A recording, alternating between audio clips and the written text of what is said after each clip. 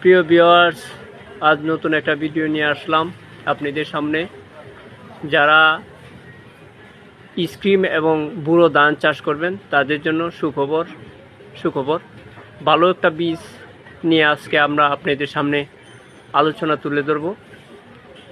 আজ আমরা উপস্থিত হয়েছি বিশম্বপুর থানার পলাশ বাজার সিনজেন্টা কোম্পানির রিটেলার মোস্তফা ভাইয়ের বড় ছেলে আজ আপনাদের সামনে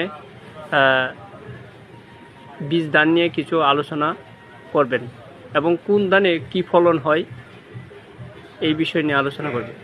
তো আপনারা আজকে যার মুখ থেকে ধান বীজ নিয়ে আলোচনা শুনবেন তিনি হলেন মোস্তফা ভাইয়ের বড় ছেলে অলি মিয়া।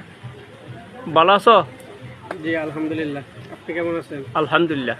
আচ্ছা, আজকে তোমার এই বিশম্বপুর থানার পলাশ গ্রামের এবং বিভিন্ন এলাকার ধান চাষিদের এখন ধানের একটা এই বুড়ো ধান চাষের একটা হিড়িক পড়ছে।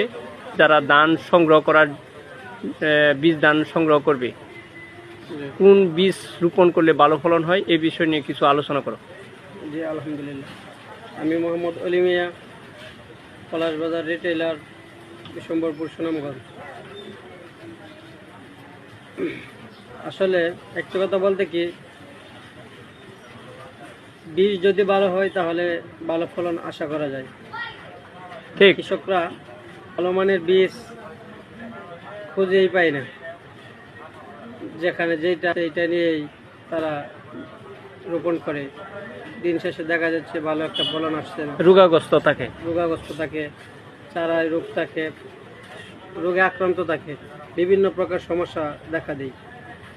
তার ফলে দেখা যাচ্ছে কি যাতে প্রয়োজন অনুযায়ী ফলন পাচ্ছে না। তা আমাদের ভালো ফলনের জন্য প্রথমত দরকার আমাদের ভালো মানের বীজ যদি থাকে ভালো, তাহলে ফলনও পাওয়া যায়।